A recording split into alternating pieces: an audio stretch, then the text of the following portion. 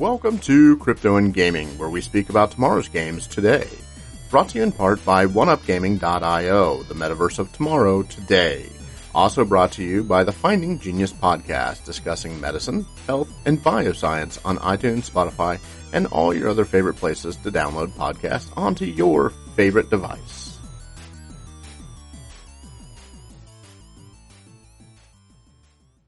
Hi, this is Josh Hale, and this is Crypto and Gaming. I'm here today with James Preston out of Global Crypto. This is a podcast to talk about, obviously, two main topics, crypto and gaming. We are brought to you today by OneUp Gaming, bringing you the best in gaming and bringing extra life to all of your games. So I brought you in, James, today to talk about two topics that are near and dear to my heart due to what I'm working on in the space, which is crypto and gaming. I have all sorts of ideas and questions and things I want to talk about, but I guess to start this, why don't you tell me a little bit about yourself and why the audience should be interested in what you have to say?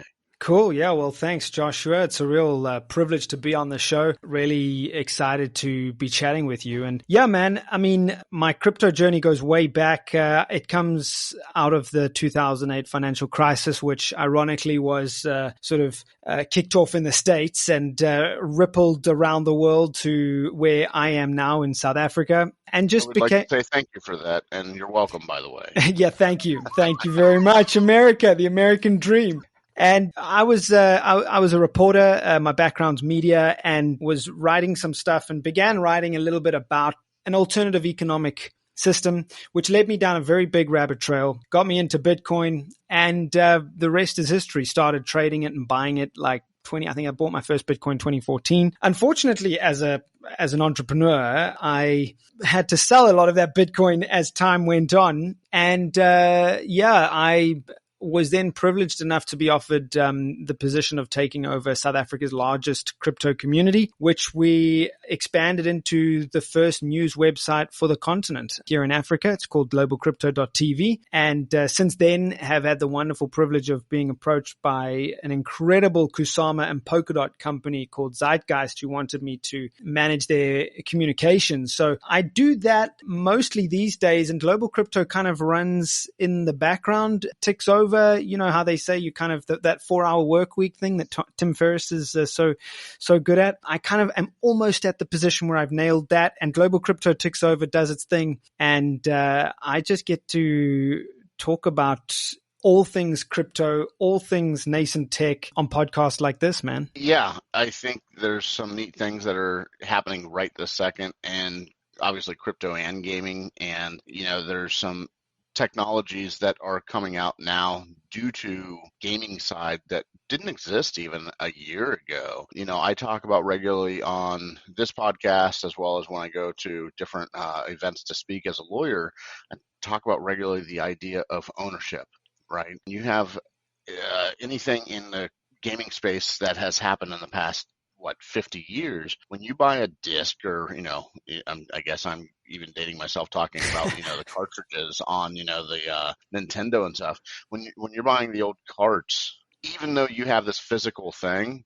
all you bought was this physical thing. The actual game you have no ownership over, the way their attorneys designed it. And me as an attorney, I see what they did as pretty ingenious, but I also see it as a load of crap.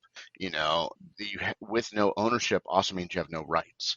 And as such, we now have this world of NFTs coming down the pipeline that are so very interesting and allow for ownership of digital media. And that doesn't mean that you get the publication rights or rights to change or anything else based on that ownership, apart from changing that specific file perhaps. But you do have rights that are transferred with that. And if the attorneys don't wreck that, darn attorneys, it could allow for a type of innovation that has been heretofore unseen in this world, because now all of a sudden you're giving people something that they are already buying. You're giving them rights over their own stuff. And who knows what people can do. Well, think about artists. Artists come up with the weirdest stuff because they go out to junkyards and buy stuff. I mean, I know I'm talking about a very specific type of artist there, but there's also this really cool idea of, what can they put together out of, 97 of their favorite NFTs that is new and unique and never thought of before. And we're really close to that stage right now. We're not quite there, but we're really close. I'm blown away by what's happening right now, Josh. I mean, you say we're really close.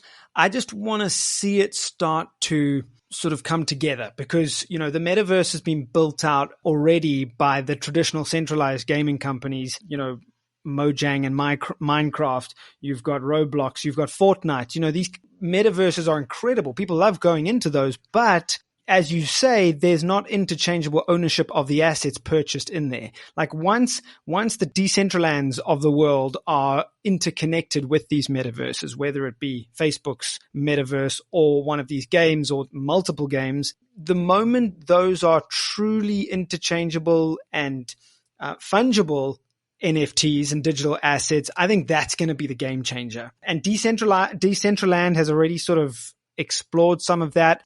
We're starting to see it a little bit more in games like Star Atlas as well.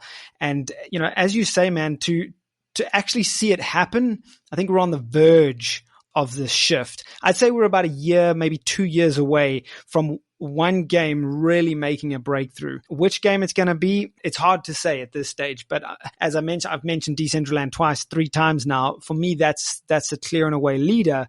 But it doesn't give the gameplay that a lot of traditional gamers are into. So, it's going to be interesting to see this play out in the next year or two, man. Yeah, so without getting into nitty gritty and all that, because that's not really the point of what we're doing here.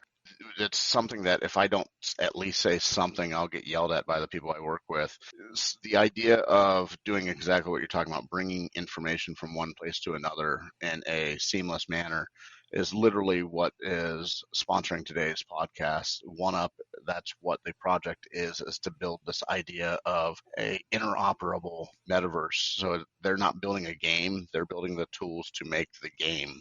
Wow. And so, so it's really cool. It's been a fun project to work on, but I don't want to shill too much because that's not the point of what we're talking about. We're talking about what other people are doing, what other people see as a way to do things. And there's some neat technologies that are happening right now. You see some of the stuff like Axie Infinity that are doing play to earn systems in a new and unique way. And the only way to play that is if you own your Axies. You got to have a team of, I think, 3 Axies to play the thing. And people are making between like $8 and $10 an hour playing a game, and they don't got to leave their house. Now, whether that's sustainable or not, I have no idea. That is very curious to me as a lawyer, is sustainability of play-to-earn systems, because right now it's all brand new. Like what happens in a year, when people have left their jobs to play a game full time. Not everybody can be the biggest streamer in the world, but $8 to $10 an hour, it might be something sustainable. I just don't know. Well, that's it. I mean, that's what everyone's talking about now, isn't it? It's play to earn stuff. And I mean, $8 an hour, I would argue there are potentially billions of people, perhaps 1 billion, because that's 1/8 of the world's population. But I wouldn't be surprised if it's in around the billion mark of people in the world who would gladly play a game for $8 an hour. But obviously then, of course, the economics of that are going to be interesting, because the supply and demand of that kind of economic model where you have a billion people playing the same game, I mean, all of a sudden you'd probably find your earning amounts are going to be drastically decreased. But $8 an hour at this stage of the game, people would chew their left arm off to get that kind of rate. Yeah, I've been thinking about putting my daughter to work. Exactly. I mean, honey, you want to play a game? My kid playing for $8 an hour, I'll do. There's that whole thing of two hours of screen time a day. Man, you got 10 hours a day. Go for it. Yeah, baby, you got 10 hours a day, and by the way, you have 7 screens, and you must play them all.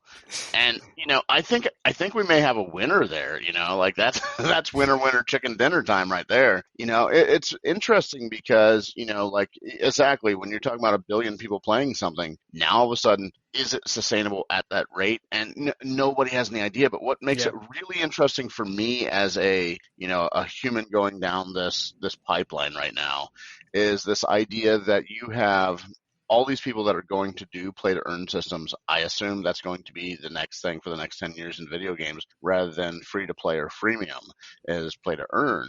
Really interests me is this idea of, if you have all these people playing games, then do people that go to work and be fast food workers, for example, do they all of a sudden get paid more because they're the people that are going out into the world? And the people that are at home, they have a sustainable life, but now you have the people that are going out and actually making the physical effort. I would probably argue that, our prices of food and things like that are going to go up based on play to earn systems, because that's where sustainability is going to be had, in my opinion, is on the basis of what happens in the outside world. It can't just be, let's say we have 7 billion people or whatever. It can't just be everybody's play to earn, because then nothing else gets done. We're not at a robotization moment yet. Maybe eventually, but not yet. I agree. I mean, that's one of the first things that I began to think about is what is going to happen. It's why I brought up those billions of people around the world, especially being here in Africa. I'm acquainted with very low earners, right? They will desperately set up a gaming setup if they're going to earn $8 an hour. But what happens to our labor? And I mean, what you guys are seeing in the States right now, you're already facing a labor shortage. And It's just not the U.S. though. We have businesses in other countries that are not the U.S., and we're feeling and hearing the same thing. wow. This is a worldwide phenomenon right now, and I don't know if it's in every country, but it's in a lot of countries where people are just part of the Great Resignation. And it's not, and the crazy thing is, it's not like all these people are doing play to earn games. A Yeah. lot of them are just not earning at all. And it's like they've just checked out of the system. And don't get me wrong, I congratulate anybody who's able to do that sustainably. Great, you checked out. I get it. But on the other hand, they're not really contributing to society at all either. They're at home and maybe not doing anything at all that's productive. And the dad in me, hearing my dad, growing up say, do something, it's like, man, I don't know if that's sustainable either. Is all these people not taking part. I agree. I couldn't agree more, Josh. I mean, I look at the creator economy, right? That started making me ask questions about 5 years ago when Gary Vee started getting really popular. Love his material, love his stuff, but he's raising a whole generation of creators who want to be an Instagram influencer. They want to be a TikTok influencer. Back then it was Those are the Musically. biggest things that kids want to do now. It's even above being sports stars. Exactly. I mean, how sustainable is that? How sustainable is that? And I mean, we're getting down a philosophical, sociological road, but it's one that I'm really intrigued by. I mean, I'd like to pose that question to you as a guy who has studied law. You're at the coalface of what's going on in so many regulatory environments. What do you think is going to, where does this end? 5 years time, 10 years time? The idea of sustainability is very interesting. And, when you're talking about like the creator economy being content creators for YouTube or whatever, that's kind of the same idea of what I was talking about previously, of all the play to earn systems are very interesting, but not everybody can be Pokimane. Not everybody can be Ninja. So the Pokemans and the Ninjas of the world they're the baseball stars and the football stars of what you and Yep. I grew up with. Yep. And not everybody can be the football or baseball star. Maybe a lot of people can be minor leaguers and maybe make a living off of something they love. But I don't think everybody can be the star. And the stars are the ones that make the big money that everybody is. That's what they're really talking about when they say they want to be a YouTuber. They're not saying they want to be a YouTuber and make $8 an hour. They're saying they want to be a YouTuber and make $1 million an hour. And I know I'm oversimplifying, obviously, but a lot of people are not saying they want to be a YouTuber. They're saying they want to make a lot of money for little Mm. effort. And I would argue that a lot of the people that are doing things like YouTube, they're not doing little effort. They're Yep. doing above and beyond, and they're taking hours and hours and hours of their life to create this content. And now you have this question of people thinking, oh, it looks so easy. They didn't do anything. I can do that. I can do it better than them. No, you probably can't. And that's why there are the stars and why there's, the random guys. And well, even like what we're doing right now, we're creating content not for the basis of making a living, but because it's something that we're interested in, right? And we may never be the Gary V's of the world that are, doing it in a different way above and beyond the norm. But I do think that what we're creating has value and has value beyond just what we see. People may listen to this and say, boy, I never thought about that topic. I never thought about it in that way. So I I don't think we're going to make $1 billion off of a podcast, but I do think that there's parts of the creative economy that people are doing for that hierarchy of needs. The idea of hierarchy of needs, if you're not Yep. familiar, is the idea that Maslow's hierarchy right, of needs. exactly. Yep. You need the food, you need the shelter, and eventually it's self-determination. And that's kind of where a lot of the economy is at now. People have their food, they have their shelter, so now do something that we're actually interested in.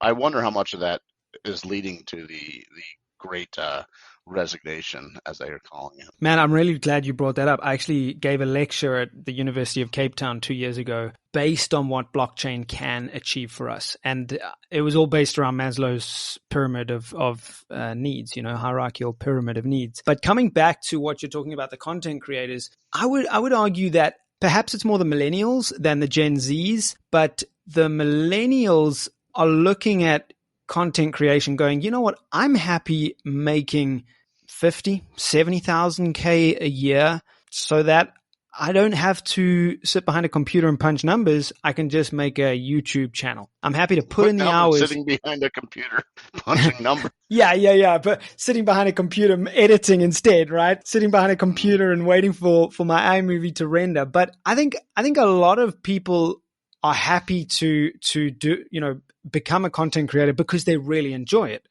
That's the basis of the question. What do you want to be when you grow up? Well, what really fascinates you? What really interests you?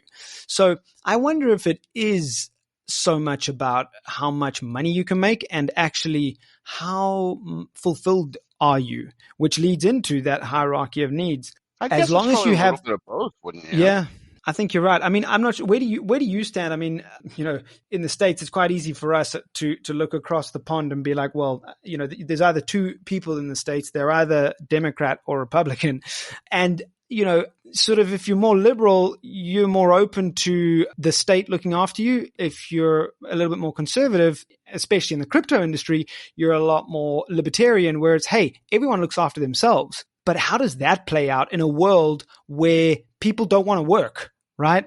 That's an interesting question that I'm trying to figure out. I actually had a similar conversation yesterday talking to somebody about Bitcoin. We were talking about the idea of, centralized economies with the government controlling the idea of finance. They are controlling their coin, as it were, the US dollar, whatever. Yeah. And it's all backed by the government. And they were asking me, well, what's the value of this thing called Bitcoin? And I said, think about it. Instead of having the United States that are backing this thing, you now have millions upon millions, maybe more than millions of people worldwide backing this thing. It's a form of decentralized governance. And so now you have all these people that are saying, no, Bitcoin can't fail because we won't let it. And that's very interesting because we're all in the crypto world. We're all kind of citizens of the Bitcoin economy. And I think that's a very interesting idea that even though we're trying to decentralize the government, what we've actually done is decentralized money. And by decentralizing money, we've actually just added a new form of centralization. And a lot of people haven't seen that yet. As a lawyer, I'm always thinking about, what are you not thinking about here? But, it's basically just a new government, right? Like they don't change the code of Bitcoin absent the community agreeing to it. That sounds an awful lot like government to me. Yeah. What I love about crypto, though, is that it's created an economy for an international society, right? No longer are we concerned about, well, you're from Africa, you're from Australia, you earn Aussie dollars, you earn South African rands, you earn British pounds, you earn US dollars. Actually, we're part of an international community. We're part of an international society that's now earning an international currency, right? A whole bunch of cryptos, Ether, Bitcoin, Litecoin, Binance Coin, whatever the case is. But Now there's so many. as you say, the question now is who governs us, right? Do you think there's still space for governance in an internet-based society? I mean, if we're heading towards the metaverse where everyone lives online, right? Which we've already achieved. I mean, everyone lives online, but we're still governed by local jurisdictions. What is the best form of governance in a crypto economy? Well, there's the old phrase of the idea of governance is that beyond anarchy, the worst form of government is pure democracy. And that's kind of the same idea of what we're heading towards right now as pure democracy, but we're not heading to that when you look at like DAOs and stuff. When you Yeah. look at DAOs, what you're actually looking at is who has the most money has the biggest vote. And that's not really what people are trying to do in decentralization either. People aren't saying, hey, let's just make, another playground for the rich. Let's make a playground for everybody. And so I think that there's going to have to be a mix of healthy forms of governance, and there's going to have to be a way to probably, as much as people hate to hear it, there's going to have to be a way to roll back the clock for things that people aren't considering right now. Like, for example, let's say you have a NFT title to a home. What happens when the home is infested with bugs and there was no way to find that because the owner had, hidden it somehow? That's a type of fraud, and the blockchain on that title should be able to be turned back for that title. Yeah. That fraud made that contract not valid, even though it was smart. And you're going to see that a lot in what's happening with the rug pulls that we're seeing in DeFi.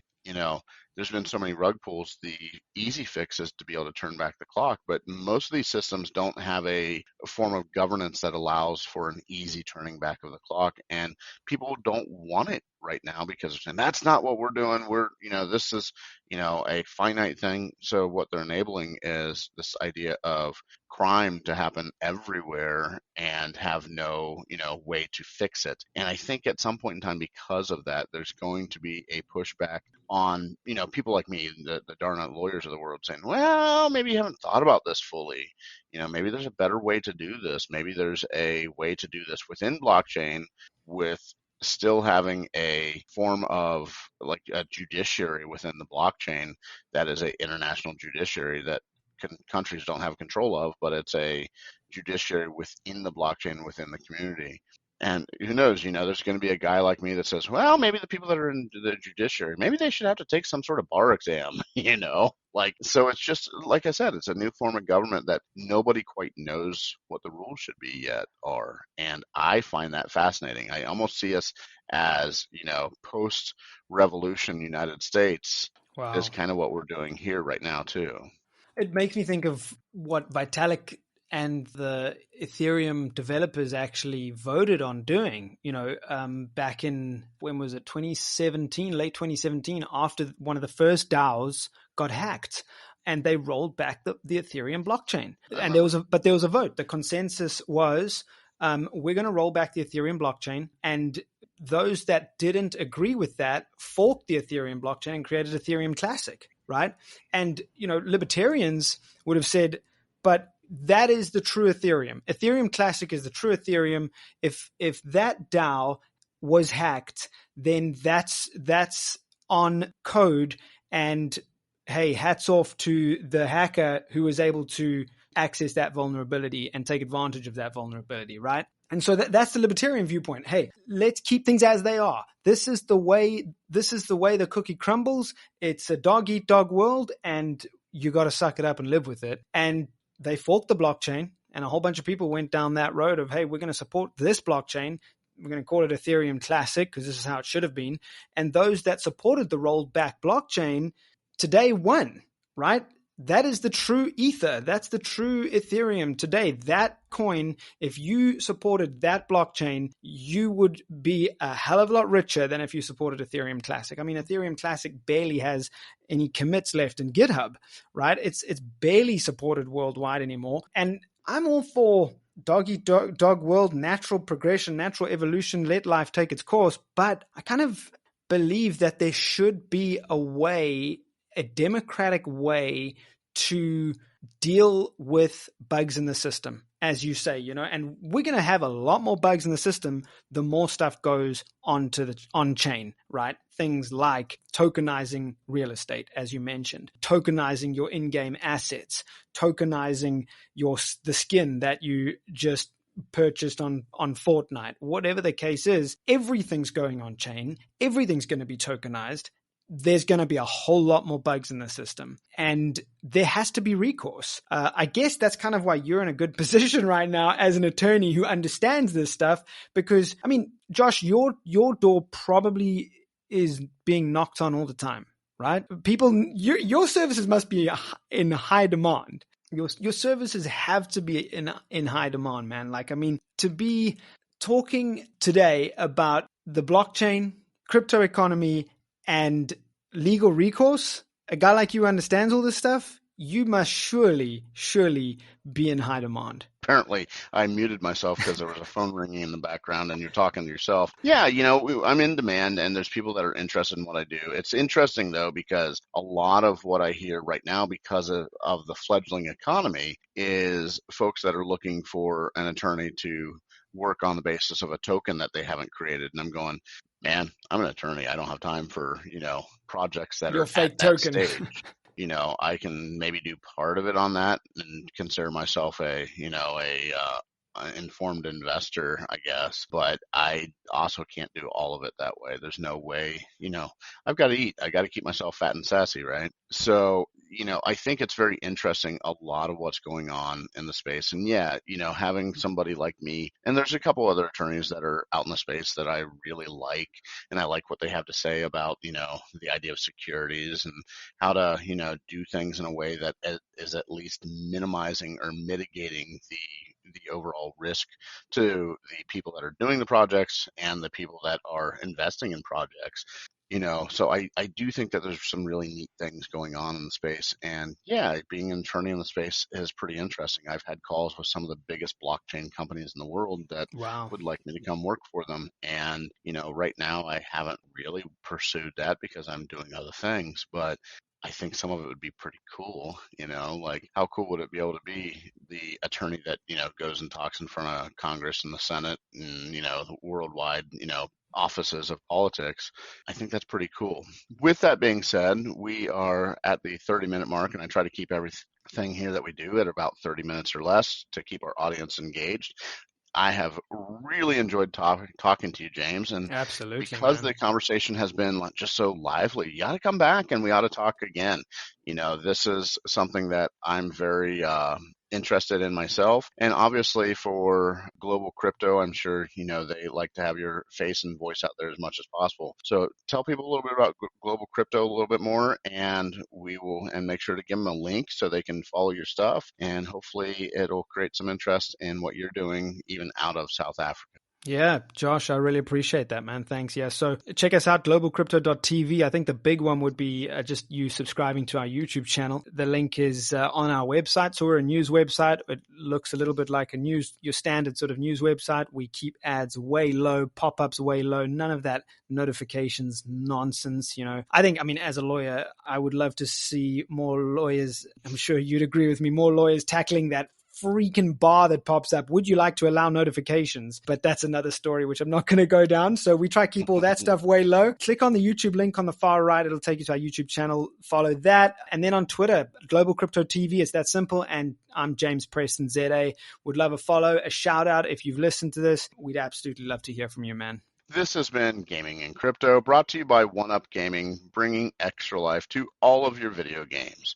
Thank you so much, James, for being on here. And to the wonderful audience listening at home and in the bleachers, thank you for being here with us on Gaming in Crypto, or Crypto and Gaming. Thanks so much. This has been a presentation of Crypto and Gaming Podcast. Thank you for listening. We are actively looking for more people to discuss crypto and gaming with and how they relate to each other going forward. You can email me at hello@tabletop.works, and we'll be in touch. We'd love to hear what you have to say regarding crypto and gaming. Thank you again for listening to Crypto and Gaming, the podcast.